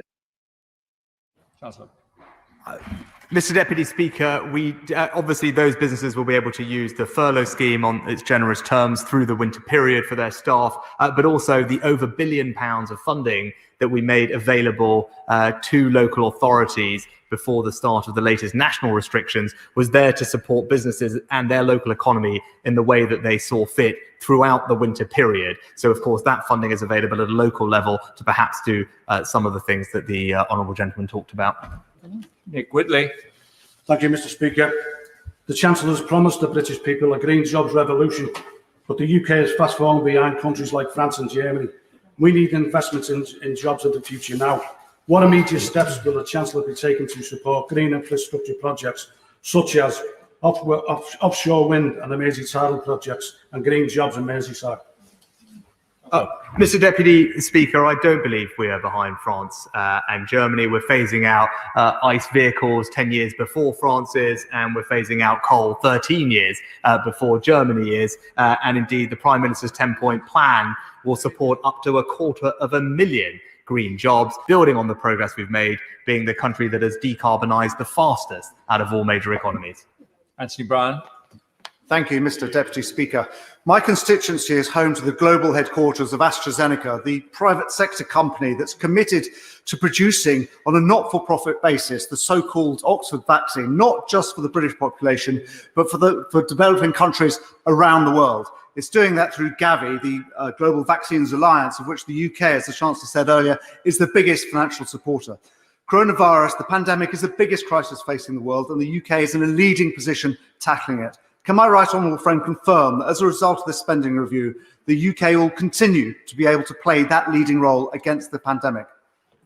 I can give my honourable friend that assurance, and he highlights a perfect example of this country making enormous difference to millions of people around the world, not just with our aid budget, but through the quality of our research and then our desire to find commercial partners who would bring that life-saving treatment to millions of people at cost. I think it's a fantastic example, and my honourable friend is right to highlight it. Video link. Rebecca Long-Bailey. Thank you, Mr. Deputy Speaker. It was frankly opprobrious that there was nothing today to help the 3 million people excluded from government support schemes. They are desperate, they are struggling, and some have even taken their own lives. So can the Chancellor tell me, are we to assume after 8 months without any change in policy that he deems it politically expedient to exclude these people because they just don't matter? Chancellor. Mr. Speaker, I'm sure the honourable lady heard the answer to the previous question on this. She keeps mentioning this 3 million figure without perhaps giving an explanation of whether she agrees that 1.5 million of those should be included, given that they make the majority of their earnings from employment, are eligible to be furloughed. And indeed, that was an approach that was supported by all trade organisations at the time the scheme was launched. Thank you, Mr. Deputy Speaker. 15 years ago, after following the MG Rover collapse, there is still 150 acres of unused land in Longbridge, which could be used to provide the much-needed jobs that we need locally. And so will the Chancellor support my campaign, along with the Mayor, Andy Street, to make sure that Longbridge is at the top of the list when it comes to levelling up, to make sure that we have those jobs right across Northfield? Chancellor. Well, that sounds like an excellent idea, Mr. Deputy Speaker, and I hope that the £400 million Brownfield Fund, which is part of our housing fund, could potentially be of help. And I know the Mayor, Andy Street, has spoken to the Housing Secretary about how best he can access the Brownfield Fund. It sounds like the kind of project it's designed to help. Emily Buck. Thank you very much, Mr. Deputy Speaker. The Chancellor has repeatedly said he doesn't recognise them, but today 3 million taxpayers, including many of my constituents who've been excluded from any support at all, will have been in anguish waiting for his statement. Far from protecting lives and livelihoods, he's let them down yet again. Their income down to zero, losing their homes, unable to feed their families, and again, some have even taken their own lives. Is it that the Chancellor doesn't understand the heartache and hopelessness of poverty, or is it simply that he just does not care? Chancellor. Mr. Speaker, anyone in the circumstances described by the honourable lady would surely be eligible for support for universal credit, which can provide, depending on the circumstances, somewhere between £1,500 and £1,800 per family per month to help support them if that's what they need. And she talks about self-employed as if perhaps they are not also people who benefit from better hospitals, better schools, better local infrastructure and safer streets. That's what this spending review delivers, Mr. Deputy Speaker, and it will benefit everybody in the United Kingdom in that way. Video link. Marco Longhi.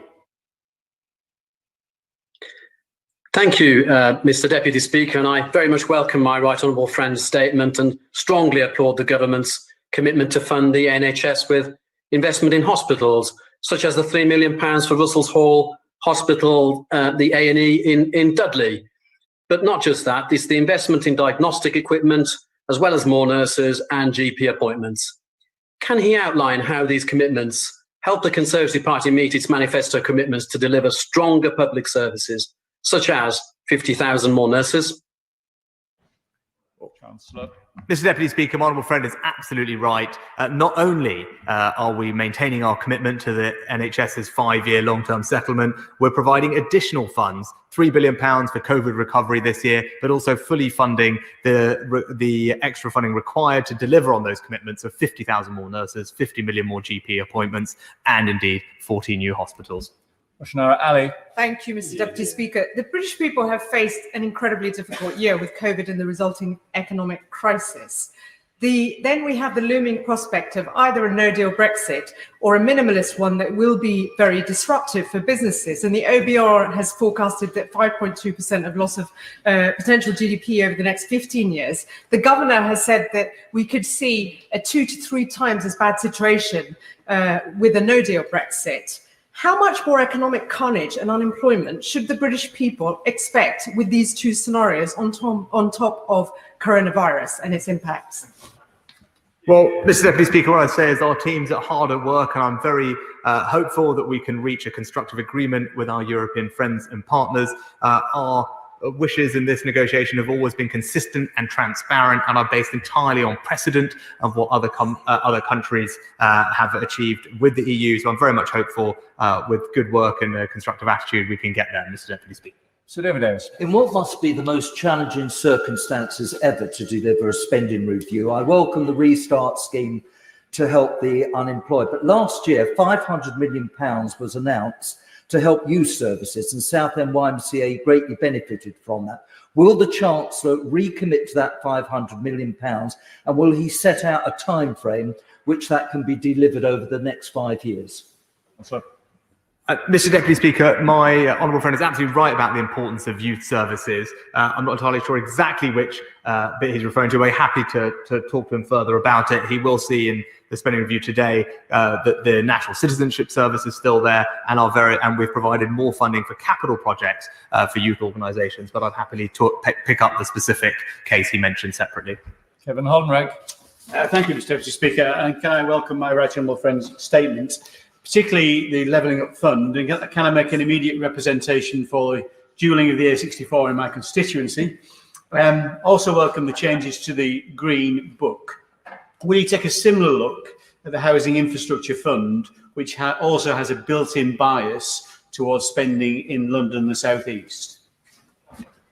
Well, I know this is an area that my honourable friend knows particularly well, so I'm very much happy to take him up on that suggestion and discuss his concerns with the Housing Secretary, and I thank him for bringing it to my attention. Tim Farron. Thank you, Mr. Deputy Speaker. There are some positives for the NHS in the Chancellor's statement, but it does feel like there is a blind spot. In the detailed document, as far as I can tell, there's only one reference to cancer. Bear in mind that the clinicians estimate that we will lose 60,000 years unnecessarily to cancer deaths during this time, and that it may take 5 years for the government, the NHS, to catch up with the colossal cancer backlog. There is no reference to the urgent investment in radiotherapy or other treatment mechanisms that are necessary to catch up with cancer in his statement. Will he think again? Will he meet with me and a cross-party group of MPs, clinicians and patients living with cancer, so we can think again, act now and save lives? Mr. Deputy Speaker, of course, it would be for the Secretary of State for Health to underdo the detailed allocations of this budget. But I would point to the £3 billion for COVID recovery, £1 billion of which is to help tackle the backlog, both of elective surgery, but also screening and diagnostics, which I think will help. We also have provided £325 million, Mr. Deputy Speaker, to invest in new diagnostic machines, replacing ageing machines, about 2/3, which presumably does help with referrals and identification of cancer. But of course, the Secretary of State for Health would be the best person to discuss the exact allocation of the increased NHS budgets. Video link. Andy Carter. Thank you very much, Mr. Deputy Speaker. Can I praise the very measured and sensible way the Chancellor has approached this spending review, and I welcome in particular the infrastructure fund with levelling up in the north of England, a real priority. I look forward to discussing more projects for Warrington South with him. I'm particularly pleased to see those working in the lowest paid public sector jobs will also get a pay increase. But can he confirm the extra police officers promised for Cheshire will be delivered so that we can tackle antisocial behaviour and protect our communities from the dreadful impact of county lines drug gangs? My honourable friend is absolutely right about the importance of safer streets. I'm pleased to tell him this spending review makes available £400 million more for the Home Office and local policing to make sure that we can recruit an additional 6,000 police officers next year on top of the 6,000 this year in order to make great progress on our way to 20,000 by 2023. Video link. Matt Vickers. Thank you, Mr. Speaker. My right honourable friend has had to make some tough decisions on issues like foreign aid, but can he assure me that by doing this, he'll be able to focus on domestic priorities and the levelling up agenda that can do so much for so many in Teesside?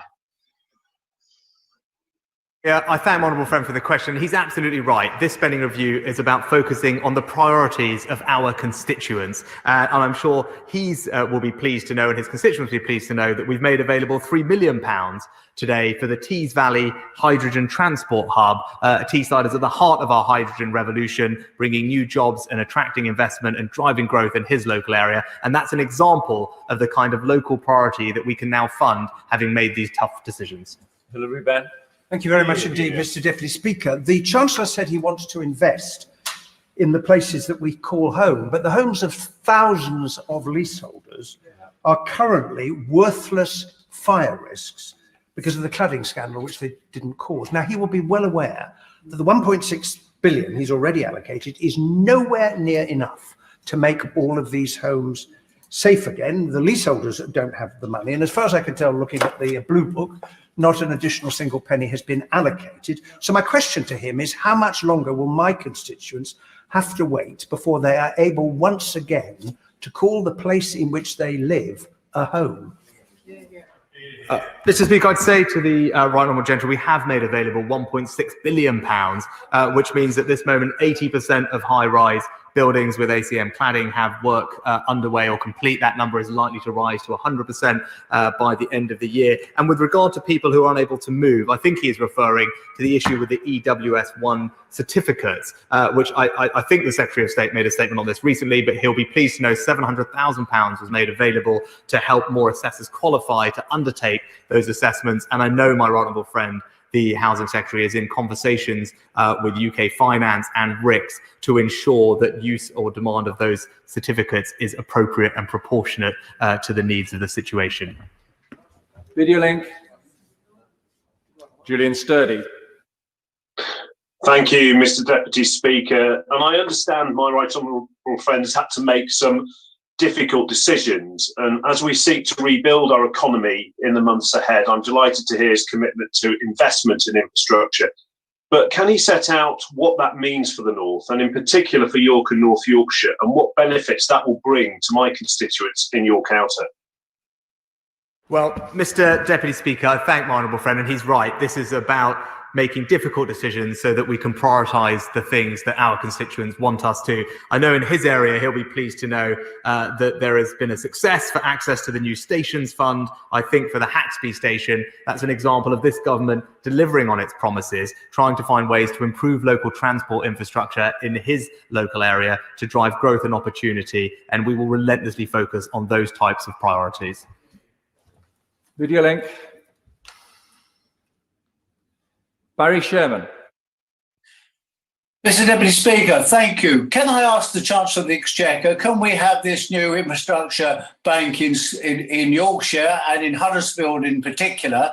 And is he sure that he has paid enough attention to the tremendous challenge of young people's unemployment and young people who want to get into a job, who want to be trained? And is his programme today that he's announced today sufficient to train a whole new generation of young people as green apprentices?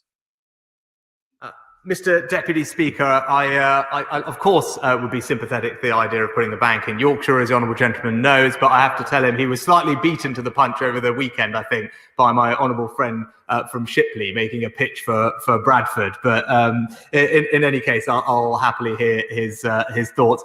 He's right about the focus on young people. The new Restart programme will be able to help 1 million people who have been unemployed for over a year. But before even that happens, Mr. Deputy Speaker, we've got the Kickstart programme, which will benefit 250,000 young people more if the programme is successful. And he talked about apprenticeships. Rightly, we've increased the cash bonus to businesses to £3,000 for them to take on a fresh new young apprentice, because he is right, that is where our focus should be. Jane Stevenson. Thank you, Mr. Deputy Speaker. I thank the Chancellor for a range of measures to support those on low incomes and also to protect the most vulnerable, whether that's by an uplift to cash for local authorities to identify and support vulnerable families, or with the holiday activities and food programme, an uplift to the Healthy Start programme. Levelling up is crucial to a seat like Wolverhampton North East. Can the Chancellor reassure my constituents that this government will continue to prioritise job creation, investment and other opportunities for them? My honourable friend is absolutely right. This government is committed to spreading opportunity across the country, especially in places where people feel they haven't had the same fair crack at the whip as before. Our Levelling Up Fund is designed to correct that. And I know also today that her local area will be benefiting from discounted funding from the Public Works Loan Board to help with local infrastructure projects. That's a symbol of our commitment to her area and her constituents. The Chancellor said that my honourable friends were wrong about the number of working people excluded from financial support. It's the freelancers and the self-employed who haven't had any support who think he is wrong. In the Liverpool City region, the Mayor, Steve Rotherham, has found a package to support some of those people who have been excluded. So when is the Chancellor going to step up and support Steve Rotherham, Andy Burnham and the other Labour leaders in local government and put that support package together? He has to admit that these people have not qualified for furlough, they have not qualified for the self-employed support or the business grants either, and most of them are not eligible for universal credit. When is he going to end this burning injustice? Mr. Deputy Speaker, £1 billion has been provided to local authorities across the country to support their businesses and local economies as they see fit. And of course, that funding has made available to his local authority. If that's how they choose to use it, of course, that is up to them. But there's a range of different support we've provided, Mr. Deputy Speaker, whether it's loans, whether it is access to our more generous welfare system, or indeed mortgage holidays that 1 in 6 mortgage holders use in the end. These are all ways that we've tried to do our best to provide support to the largest number of people possible. Mr. Speaker, I wholeheartedly welcome the announcement that doctors, nurses and NHS workers will be getting a pay increase. This crisis has also shown that we desperately need to invest in our urgent care capacity. That's why I've been campaigning for new urgent care centres for both Tameside Hospital and Stepping Hill Hospital. Will the Chancellor confirm that the government remains 100% committed to the NHS hospital upgrade programme? My honourable friend is absolutely right.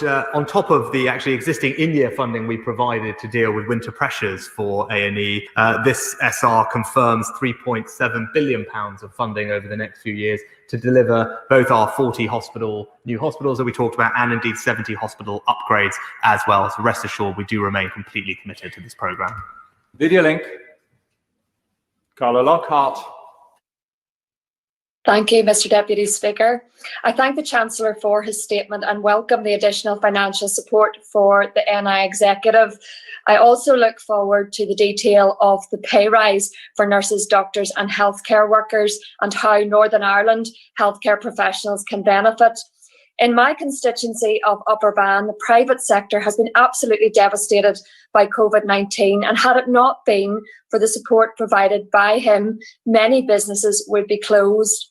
What will the Chancellor do to ensure the private sector recovery is supported across the United Kingdom, and will he undertake to show his clear commitment to UK-wide recovery by visiting my constituency when the restrictions permit, to meet businesses who want to thank him and to be part of our national economic recovery?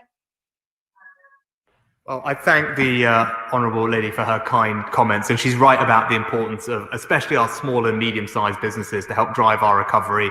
We've provided cash grant support to them, the ones that are most impacted by the restrictions. That extra funding comes to Northern Ireland. But also our UK-wide basis, we've provided tax cuts, grants, loans, and other things that she'll be aware of. And she can rest assured that I will keep all of that in my mind as we think about how to exit this crisis. And I look forward to my first visit as Chancellor, hopefully to Northern Ireland in the near future.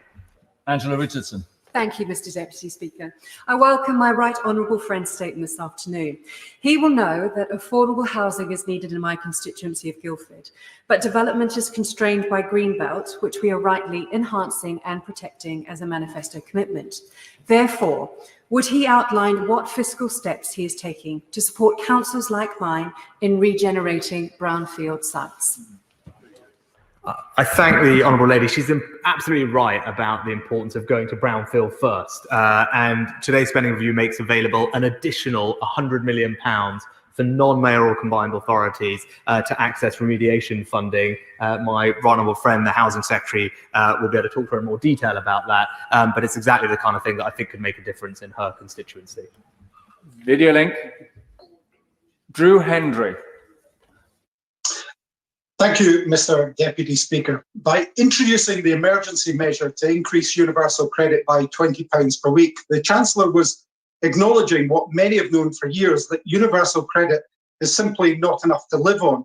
If that was the case during this pandemic, why won't he commit to retaining this uplift permanently? Mr. Deputy Speaker, we put in place a range of temporary measures because we were dealing with an unprecedented crisis.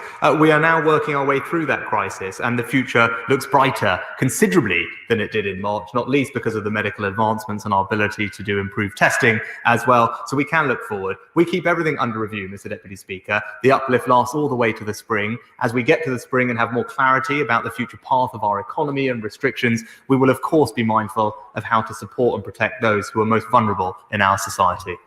Martin Vickers. Thank you, Mr. Deputy Speaker. Whilst I share some of the concerns expressed by colleagues about the aid budget, can I say to my right honourable friend that if we are to continue asking our constituents to make sacrifices, I think it's a temporary move is the right one.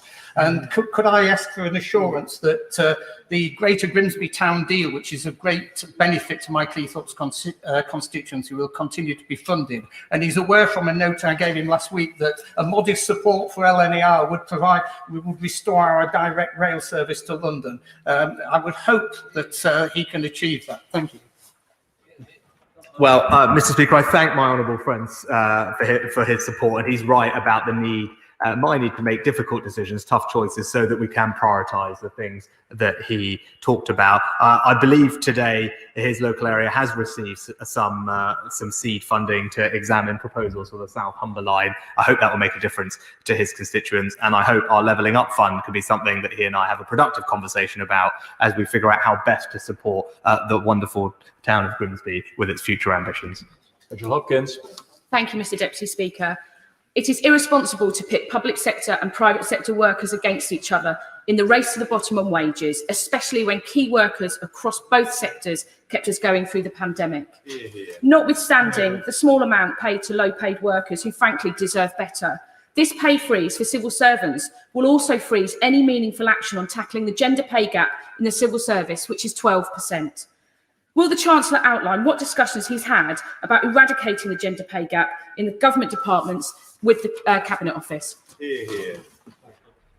So, Mr. Deputy Speaker, just for the record, no one is trying to pit anyone against anyone else. This is simply about doing what is fair for the country. It is the right decision to make. It is a difficult decision, but we have taken a targeted approach to protect those on lower incomes, protect those in the NHS, ensuring that a majority of public servants will receive an increase in their pay next year. And I'll be very happy to go away and look at the example she gave of the gender pay gap in the civil service and make sure that we are making good progress to eliminating that. Video link. Mike Wood. Thank you, Mr. Deputy Speaker. We all want to see people's wages going up again after this pandemic. My right honourable friend's statement provides a strong foundation for securing that. At a time when many workers in the private sector face cuts or job losses, I can understand why it's necessary to pause public sector pay rises other than those for frontline NHS workers and those earning less than the national average. But will you join me in urging the Independent Parliamentary Standards Authority to make sure that that freeze must also extend to the salaries of members of Parliament? Well, I think my honourable friend makes an excellent point, and the way he framed it, I think, was spot on. He will be reassured to know that the Chancellor of the Duchy of Lancaster has written to IPSA on behalf of the government, Prime Minister and I, to express our views on the situation and to enable them to be informed about the pay policy that we put in place in the public sector, and urge them to take account of that when they set pay policy. Of course, they're an independent body, but I would hope very much that they look at what we're doing. Video link. Vicky Foxcroft. Thank you, Mr. Deputy Speaker. The Youth Violence Commission report published earlier this year highlighted the importance of high-quality youth services provision. Yet in a recent written response to the report, the member for Lambton Horncastle made no mention of the Youth Investment Fund, and the same applies to the Chancellor today. Indeed, when the member for Southend West asked about this, the Chancellor didn't seem to know what he was on about. Does this mean the promised and already delayed 500 million has been shelved? No, Mr. Deputy Speaker, it hasn't been shelved. But I can tell the Honourable Lady there is extra funding in this spending review for youth services.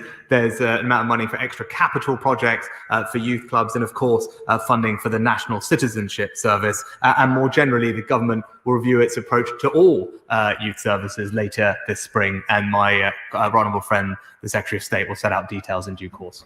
Jones. Thank you, Mr. Deputy Speaker. I welcome the focus on infrastructure in this statement. As my right honourable friend knows, I chair the all-party infrastructure group, and I can tell him that the industry has been looking for certainty, as he is providing today. Does he agree with me that certainty will allow the industry to plan better and through that to deliver better value, and also develop skills programmes, including apprenticeship programmes? Yeah, my honourable friend is absolutely right. And it's that because of that multi-year certainty, particularly on the capital side, that we can deliver projects more efficiently, faster and at lower costs. And that certainty also helps the supply chain to take on new apprentices, helped indeed by our apprenticeship bonus as well. But he's absolutely right. We must train the next generation and create jobs as we deliver this infrastructure. And that's exactly what we're doing. Thank you, Mr. Deputy Speaker. Britain's publicans and the wider hospitality trade are facing a catastrophic Christmas. The government's mishandling of coronavirus and the lack of evidence behind the policies on pubs particularly, and the lack of a financial package to support them going forward from this second lockdown is going to mean many of them never open their doors again.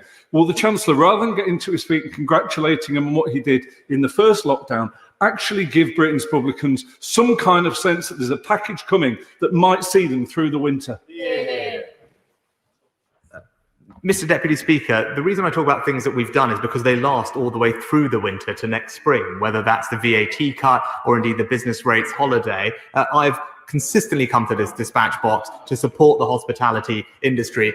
Many times actually accused of doing the wrong thing by members opposite, but the local restrictions grants that we've put in place will last through the winter, which means that if a pub is closed, it will receive up to £3,000 per month, which when you look at the average rateable value of a pub in England, means that the vast majority of small and medium-sized pubs will have their rent covered by that. Of course, they can furlough their staff as well. And for those pubs operating in Tier 2 areas under restrictions, they will still get a grant worth 70% of that value. So, of course, we're trying to do what we can to support the hospitality sector. I've done that since the beginning of this crisis, and I will keep doing so. Nikki Hagan. Thank you, Mr. Deputy Speaker. May I congratulate my right honourable friend for the statement today, and also for his stamina, as I'm the 80th question he's answered so far this afternoon. Mr. Deputy Speaker, rough sleeping is a subject that's very close to my heart, and tackling the causes of rough sleeping. Sadly, in my constituency, we see more rough sleepers than any other constituency in the United Kingdom. Would my right honourable friend give me assurances that today in his statement he will be providing financial support so we can make sure that we can focus on the government's priority to end rough sleeping by 2024?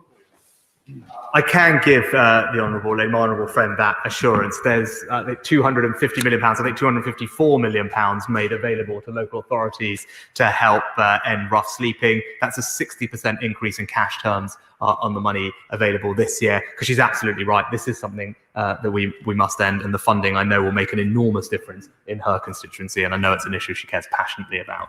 And Brad. Mr. Deputy Speaker. Braehead Foods, a large employer in my constituency, supplies top quality produce all over the United Kingdom. Now, furlough's been welcome for them, but they need additional support to cover fixed overheads while borrowing is maxed out and orders are almost non-existent. So please reconsider past requests from myself and the Federation of Wholesale Distributors and provide a grant or rates relief system that can be replicated in Scotland for UK food wholesalers like Braehead that are above the 51,000 business rates threshold, so that they can actually stay afloat and then play their part in the post-COVID economic recovery. Well, Mr. Deputy Speaker, business rates are, of course, a devolved competency, and I'm sure the honourable gentleman can talk to the Scottish Government about their plans. They obviously will receive £2.4 billion of Barnett consequentials as a result of what we're doing this year, and it could be that they could choose to use some of that funding to provide support in the way that he asked. Thank you, Mr. Deputy Speaker.